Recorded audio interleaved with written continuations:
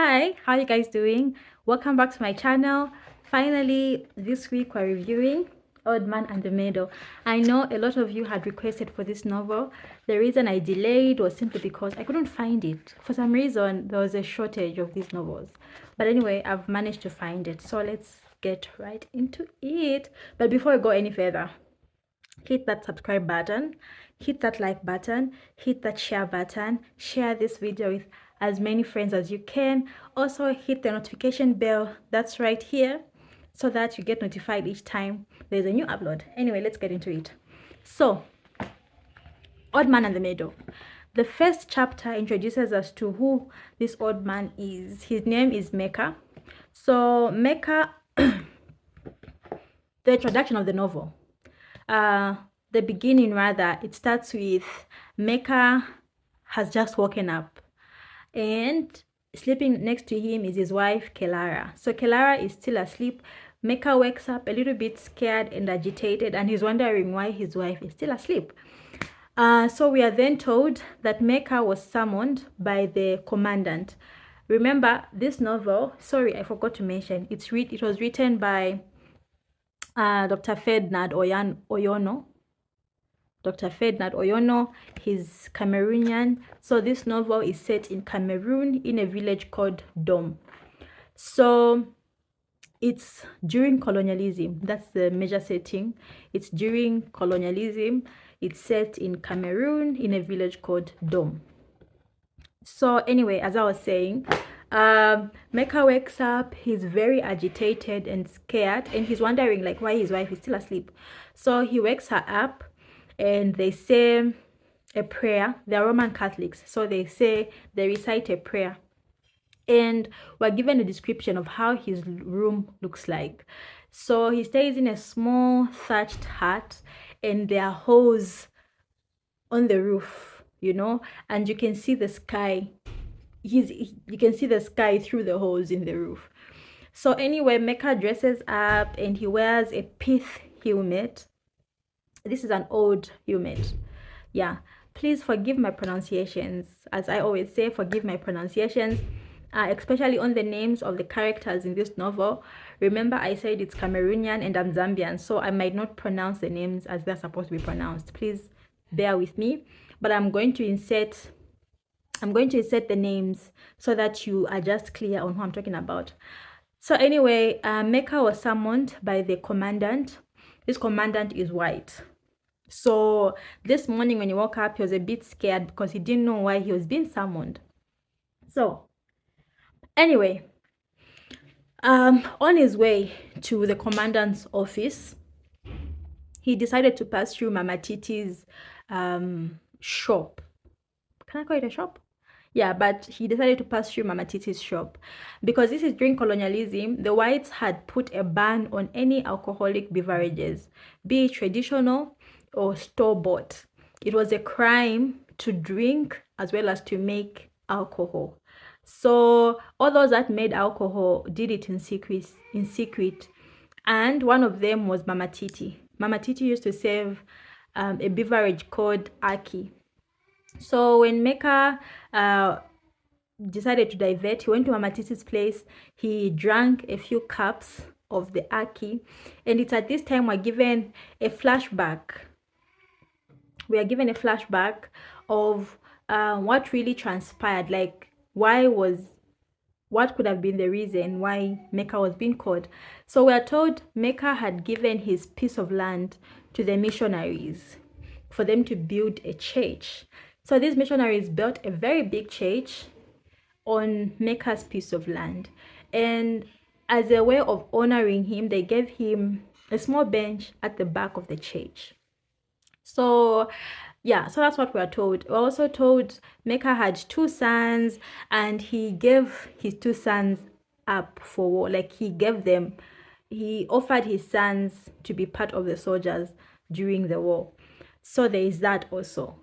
So we're taken back to where we were. So Meka drinks a few glasses of Aki, and we're even told Meka was he was a convert. He was not born Christian.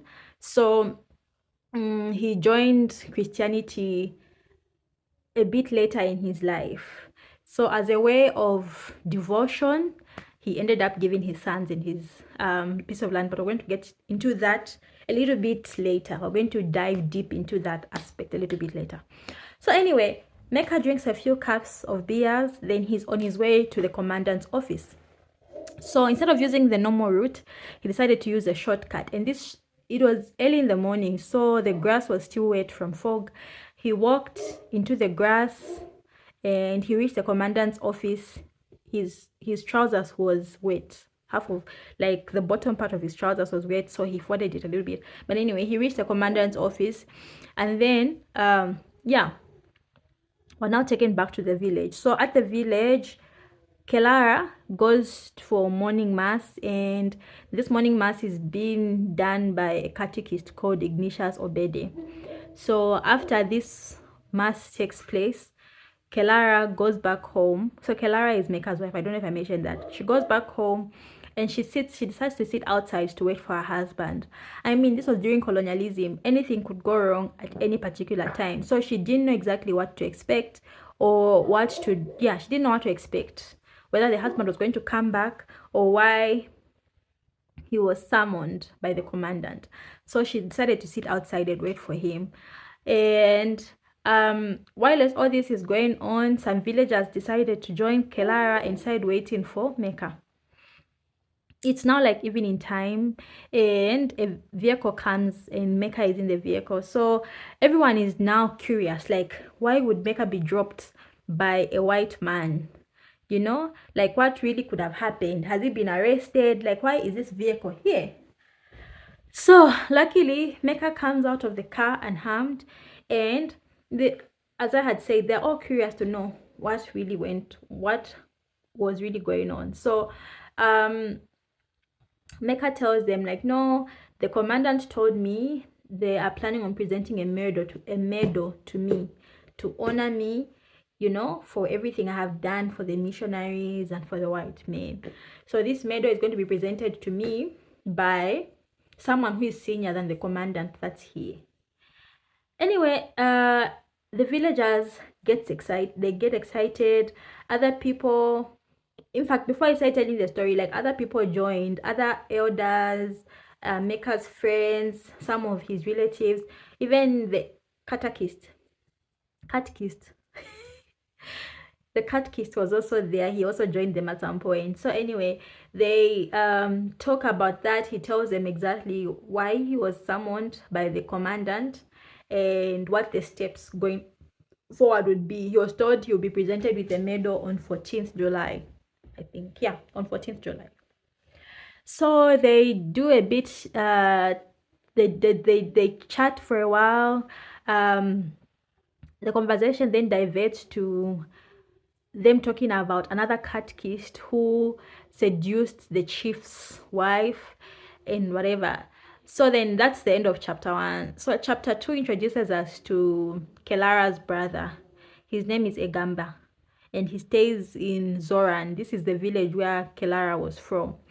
So chapter 2 opens up to Engamba having his breakfast. He was having viper with some other food, and he was eating this breakfast behind the door so that the passerbys could not see him.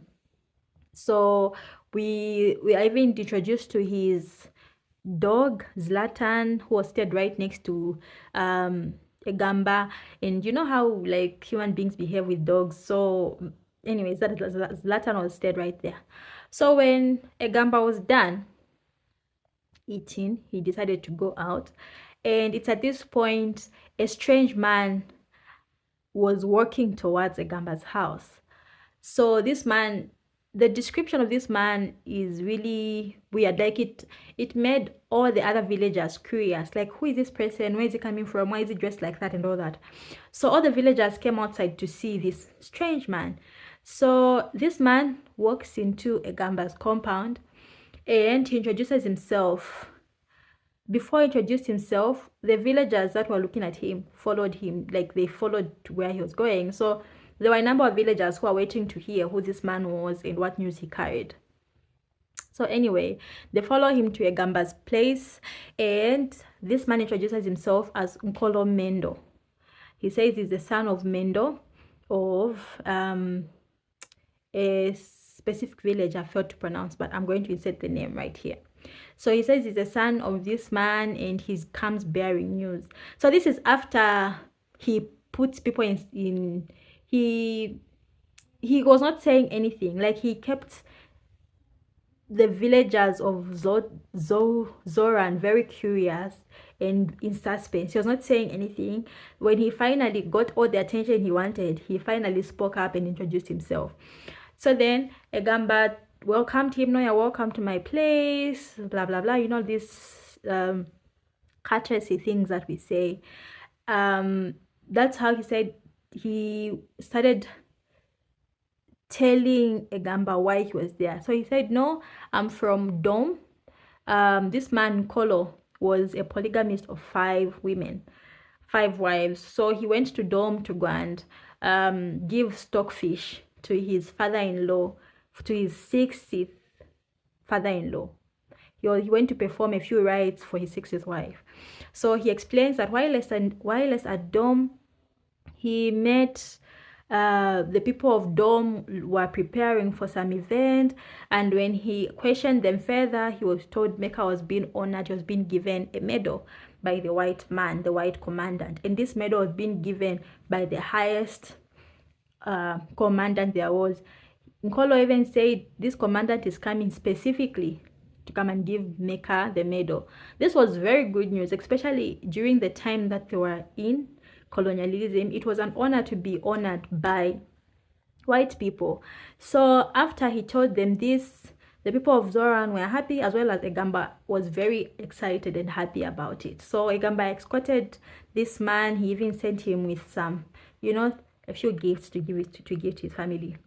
So when Engamba went back home, he and his wife planned on attending that event.